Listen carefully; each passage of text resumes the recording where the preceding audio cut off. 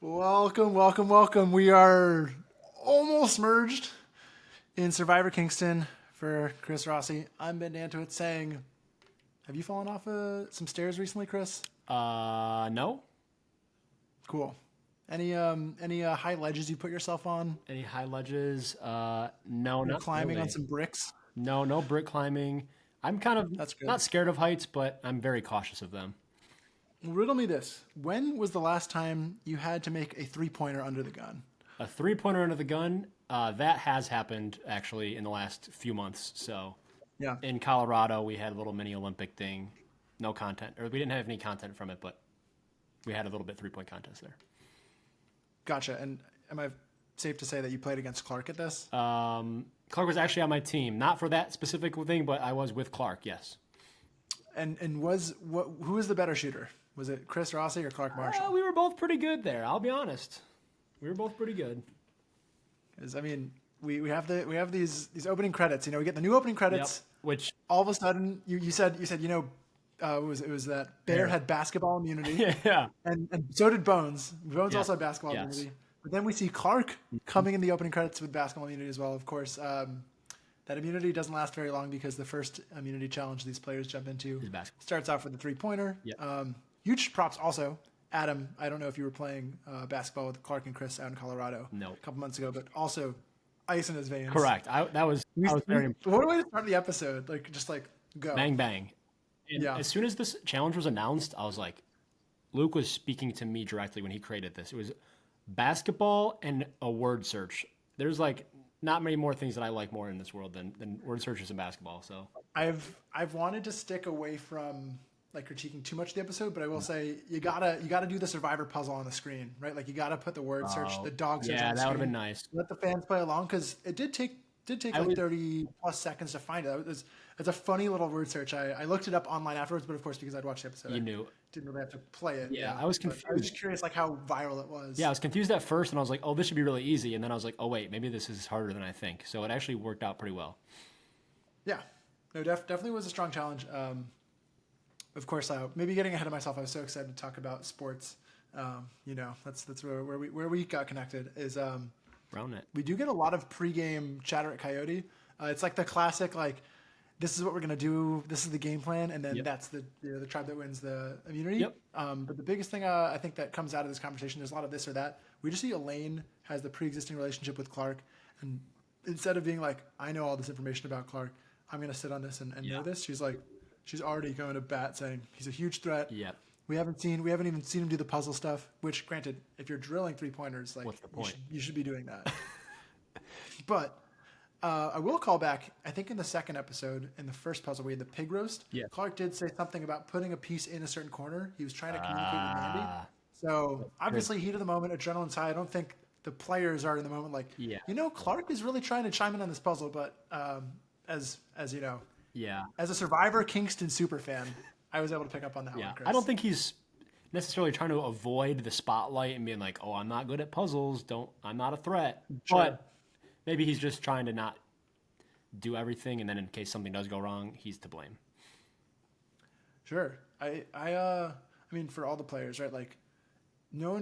There's so little time, so trying to manifest this person's a threat or this person's not a threat, this person's in the middle. Yeah. It's very hard for players to know where they are. I think in contrast, Emu, we had a pretty clear delineation of Yep.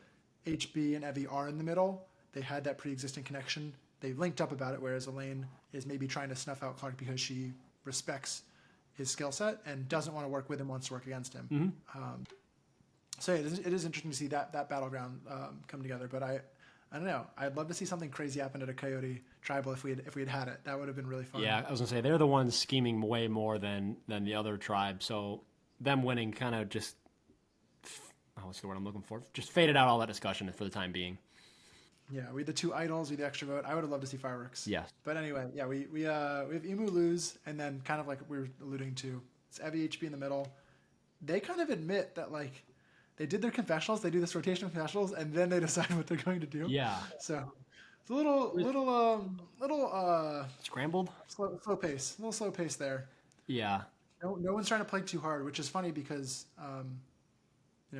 I don't There's not really any time to play too hard. I don't think it's really set in for some people, and I think now that they've merged, they're realizing like the connections people might have had with their original tribe, and now they're like, oh crap, I got to start gaming now.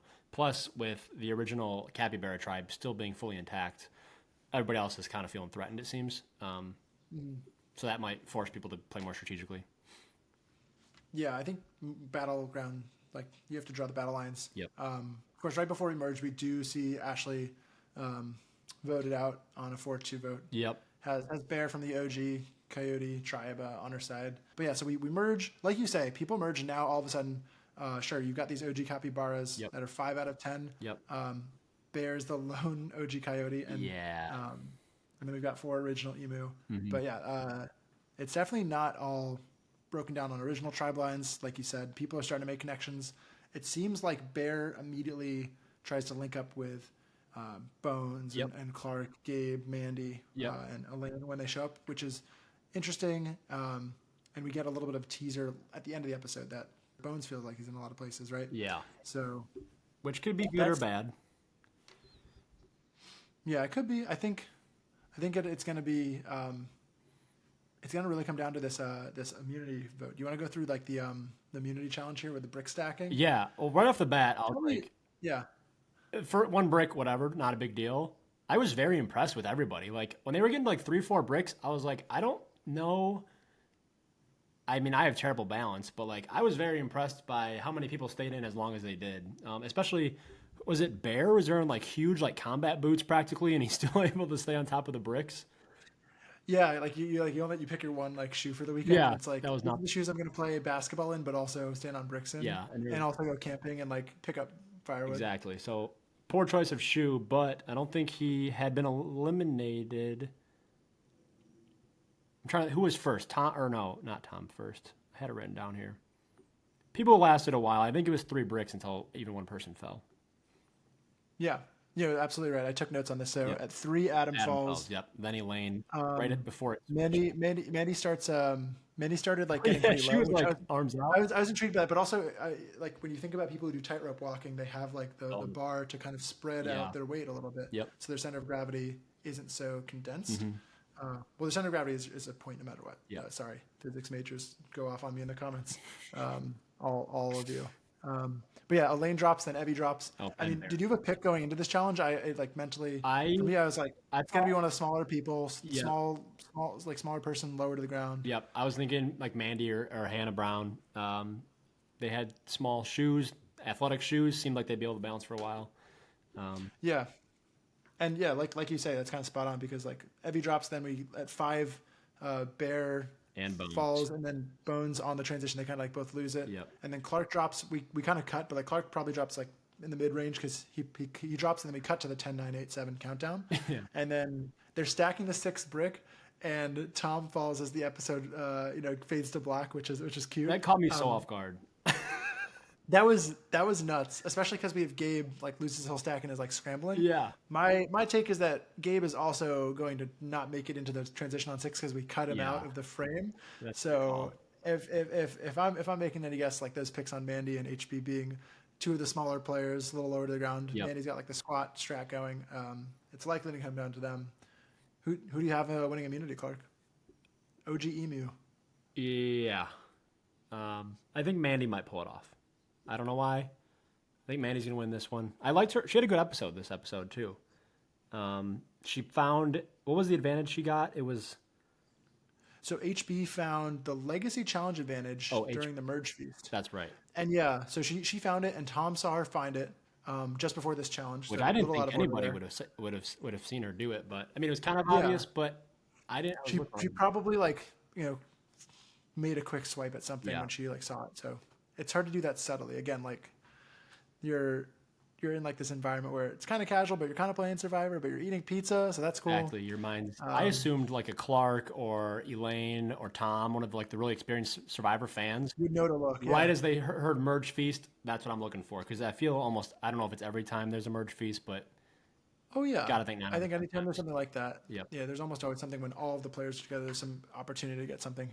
I think Hannah mentioned she was going to look for all the things though, so she's probably just got some of that coaching too. Okay. Give her that pedigree. I must have. What do you think the Legacy Challenge advantage is? Yeah, I don't really know what that's gonna be. Is it just like you get to skip a step of something or a head start on a challenge? Right. So I'll admit, I'll be the first to admit, like, I'm a Survivor Kingston super fan, not a Survivor super fan. Like, I really like Survivor, but I can't claim to know everything. Yep. So I know that there's been challenge advantages where you get some sort of head start, some Yeah. maybe knots are untied, you get to start at a different station. Yep. But then I've also heard of a legacy advantage. I believe it was season 34 Game Changers, where if you had it at a certain vote, that was an immunity idol, only for like a certain Oh, number, I see. some sort of legacy thing. I can see that being the case then. And that was a component of if I remember correctly, advantage get in, where Yep. Yep. I won't spoil things here for Survivor fans if you are going through Survivor, but there really was a cool moment. So you're in saying if 34. somebody survives until the top 6 or whatever, it turns like maybe you get a free pass at final 6 or yeah, final that 7. might, I don't know. that might be what it is. But it's also connected to challenge. That's why I'm confused. Is like maybe it's specific to a specific challenge at if you get to 7 or 6 or something. Yeah.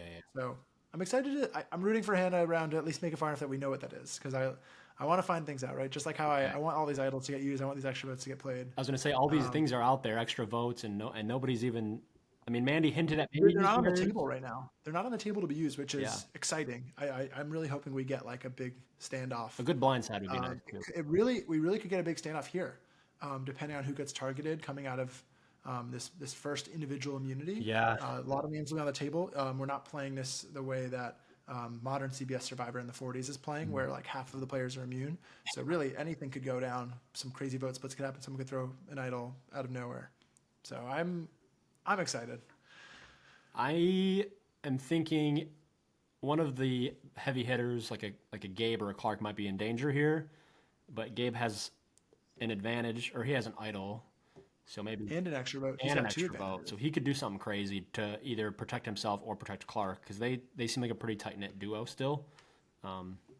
Yep. So they're going to carry each I other, will. think. Yeah. So to try to keep track of the board right now, we've got the original 5 capybara. Yep. But none of them. But none of them have an extra vote. Bones has an idol. Yep. Everybody that is not. Everybody that's on Emu, I would assume, except for Hannah Brown, knows about the idol. Yes. And then Bear is the only remaining coyote. He's got an extra vote. Yep. Gabe's got an extra vote. Gabe's got an idol. Yep.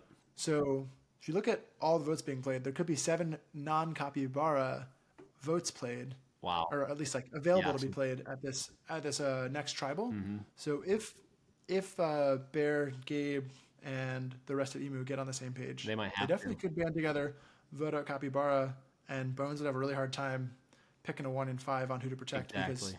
as we note at the end of the episode, it's all Emu in the individual immunity side of things. So If they were smart, it'll be really interesting to see if they try to vote out capybara or not. I think they need If to. anybody watched Survivor 44, there was a tribe that was kind of in the minority, kind of Yes. kept the numbers, and then like convinced everybody to keep them around. This is even going to be maybe more interesting to see if the team that's the original tribe that's got the majority, the plurality at least, like There's gets left alone somehow, because like we kept picking off Coyote for wouldn't make whatever any reason. Yeah, having a final 5 of the same original tribe would be crazy. I think they have to strike now and try to get rid of somebody about all these advantages out there. Because if it's the 5 final, like they're screwed. Yeah, but not really sure like who's pushing who. You have you want to jump to like the end of we get like the next time on Survivor, kind of break that down a little bit more before maybe get into like the award of the week. I'm trying to think if I watched that part. Recap me for real quickly. No, I also didn't take too many notes because it was a weird cliffhanger where it's Yeah, like we've got the we teams don't have had like me anyone so- voted out, but everyone's kind of feeling torn. So I think it's that Bones gives like the call out that he's got different alliances, Yep. but I don't really know. We don't really know what his alliances are right now. Mm-hmm. That's tricky. And yeah, for other than that, it's a tricky.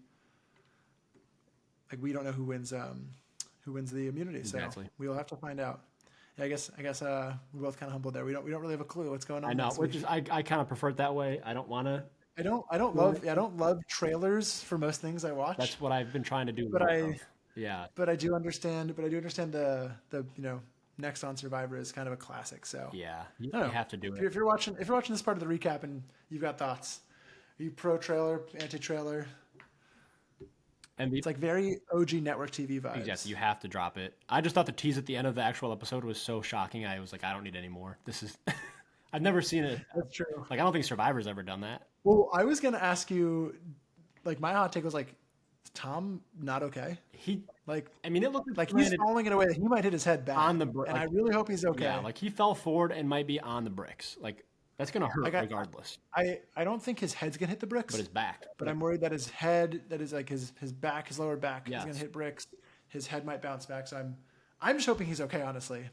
I feel like he wouldn't have. I feel like Luke wouldn't have put that in if he was hurt. I mean, maybe I'm wrong. He could be a savage for that. But I'm hoping we don't have a Bruce situation on our hands. and I want to apologize to Becky. I know she's watching this right now.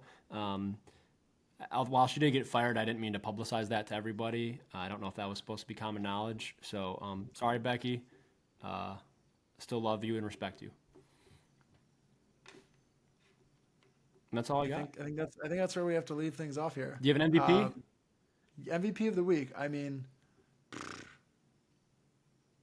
I kind of said it last week, where I felt like Evie was like kind of in charge of that like tribe on the split. I'm gonna give it to HB though for kind of integrating with the Capybara and like them just be like, hey, you're just with us, and it's like what? That's and genius. now in theory, she should have options to play the middle between Emu and Capybara, right? Like Easy the only for person who should be happy that there's numbers of both of them should be whoever's in the middle of them. So if she can situate herself there, and she's probably final two on this immunity challenge, you know, She can win this. She's in the she's middle. putting up performance. She's socially doing good, And she got yeah. some mystery advantage that we're not fully sure of yet. Yeah, that too. She's kind of got the trifecta. She got the advantage, she's got the social, she's got the immunity. So I also like that Elaine not called out Clark, but kind of got the awareness out there that he's a threat. And I think that was a good move by her out there now to put the target more on Clark and away from anybody else. And my last note, I want to know if Zach called bank on that shot in the beginning, showing how the event was done. They both make their first shot, Zach and Luke, but Zach hit the glass. I don't know if he called bank or not. So just want to say that. In the comments, you got to let us know. Zach called Bank is the bank open, you guys? Let us know. Sweet. Well, Chris, thanks for running this with me. Of course. We will be taking a break next week as we gear up for the big bad merge episode, and then be right back. Hopefully on an adjusted schedule a little earlier in the week to get these out for y'all. But yeah, stay tuned. We'll be thinking about some other fun stuff in the meantime. And Tom's recovery, hopefully. Yes, we really hope he sticks that landing. All right. Thank you, guys.